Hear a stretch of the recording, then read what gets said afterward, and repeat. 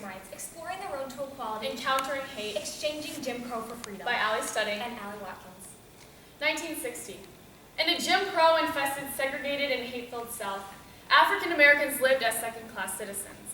Slow acceptance of every civil rights demonstration and achievement made it difficult for the civil rights movement to move forward. Example. The 1954 Brown versus Board of Education decision desegregated public schools, But with the inclusion of the phrase, with all deliberate speed, freedom remained a dream. February 1st, 1960, a lunch counter sit-in at Greensboro, North Carolina, sparked a resurgence of efforts in the civil rights movement. But the arrest and brutal attacks of over 1,500 sit-in students did not change Jim Crow laws. Freedom remained a dream. The social aspects of segregation, Discrimination and hate were pervasive. Jim Crow was alive and well in the South. The 1960 Supreme Court ruling of Boynton versus Virginia made denial of interstate travel because of someone's color illegal. But it took a group of racially integrated individuals, The Freedom Riders, to bring about attention to the horrific conditions in the South, as well as to dare the federal government to carry out their legal obligations. The Jim Crow culture violently confronted the Freedom Riders with attacks by the Ku Klux Klan, racist citizens, and white authority. In early 1961, the Congress of Racial Equality, CORE, sponsored the Freedom Rides. James Farmer, president of CORE, began recruiting riders from across the nation, black, white, men, and women. Meet Genevieve Houghton, a white Freedom Rider from the South. I am one of 2 white women of the original 13 Freedom Riders.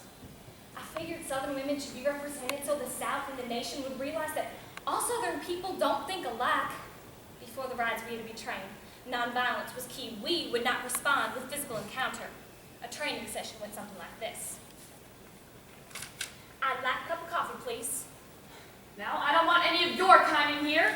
You and your sympathizing with those Negroes, you're a disgrace to the white race. I'd like a cup of coffee, please. You know, you can move.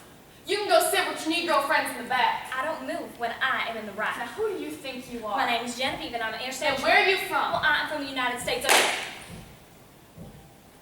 After months of training, the Freedom Rides were ready to begin. On May 4th, they departed from Washington, D.C. on a Trailways bus and a Greyhound bus intended to reach New Orleans on May 17th to celebrate the 7th anniversary of the Brown versus Board of Education decision. May 8th, 1961, the Freedom Riders arrived in Rock Hill, South Carolina.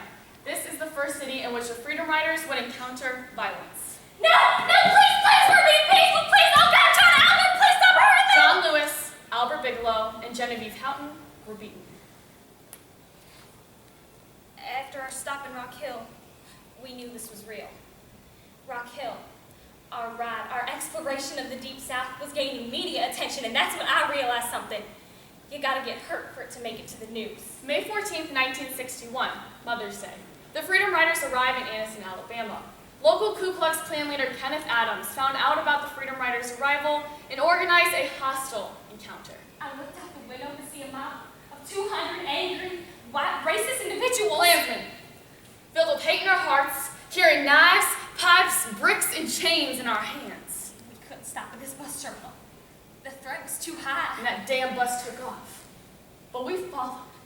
We followed for 6 miles. They're throwing stones at the windows and the side of the bus. The windows are breaking. Finally, we were able to. And they're slashing the electric tires. And the bus stopped. And so did my heart. As we tried to protect ourselves from those trying to get inside, I heard someone yell, "Ah!" Smoke filled the air in my lungs. I thought, oh my God, they're going to burn us up. Somehow I found myself off the bus and on the ground, but I can't tell you if I walked off that bus or if I crawled off or if someone pulled me off. Water. Someone give me water. Ma'am, are you all right? Glad to hear. Although the Freedom Riders' Greyhound bus was stopped in Anniston, the Riders' Trailways bus was able to move on to Birmingham, a city synonymous with hate and racism. Police Commissioner of Public Safety Bull Connor found out about the Freedom Riders' arrival and instructed the police force to hold off for 15 minutes, while the KKK left the riders bloody and battered. The FBI was fully aware of the violence in Birmingham and Anniston before it took place, yet they did nothing. FBI Director J. Edgar Hoover, notorious for his white supremacist leanings, refrained from telling Attorney General Robert Kennedy about the violent encounters. After these encounters, newspapers, radio stations, and news stations entered homes across America. They knocked one man, a white man, down at my feet, and they beat him and they kicked him until his face was a bloody red pulp. The police did not arrive until 15 minutes late when the men had, if on signal, dispersed and gone further down the street, where I saw some of them discussing their achievements of the day right underneath the windows of the police commissioner's office. For the Kennedy brothers, the Freedom Ride stood as an afterthought and a nuisance during the Cold War era. President John F. Kennedy was quoted complaining to Harris Wofford, Justice Department official involved in the Civil Rights Movement. Can't you get your goddamn friends off them buses? Stop them. Our friends and allies were appalled that this was taking place in the United States. America was not living up to its promise of liberty and justice for all. After the brutal attacks in Anniston and Birmingham, 9 out of the 13 Freedom Riders were hospitalized. James Peck suffered a crack to the head, resulting in 53 stitches. Genevieve Houghton was able to visit James Peck in the hospital the day after the attacks.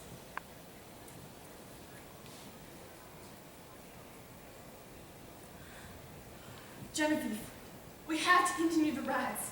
We must not surrender to violence. James, I am no longer this fearless rider, and we are no longer these fearless riders. James, don't you appreciate being alive? Well, yes, but don't you see what we're doing? People know who we are. We're on the TVs. James, there's no more bus drivers willing to finish the rides with us, and we already have a flat stage in New Orleans. We leave tomorrow. Wouldn't you be rather blown up in a plane than be beaten to death? The Freedom Riders arrived in New Orleans on May 15, 1961 by plane, and the rides came to a stop. However, activists within National Student Movement did not want to see the rides discontinue. Diane Nash, one of National Student Movement's most respected and effective leaders, knew that the rides were necessary. It was clear to me that if the Freedom Rides were stopped at that point, just after so much violence had been inflicted, that the message would have been sent that all you need to do to stop a nonviolent campaign is inflict massive violence. And so the National Student Ride began. 21 volunteers, including Diane Nash and John Lewis, departed from Nashville, Tennessee, and made their way from Montgomery, Alabama. This fresh group of riders would soon encounter the largest mob yet. This is eerie. Where is everyone? I don't know, but I don't have a good feeling about Well, this. maybe they got the message. Maybe things changed. Do you see that? Do you see those men? They're beating up on that photographer. And that one too. All of the reporters are being beaten. They're coming out of nowhere. There must be 100 of them. Bus driver, stop! I bet there are 300. And women and children too. They're coming for the bus, Diane. They're coming for the bus. Baseball bats, pipes.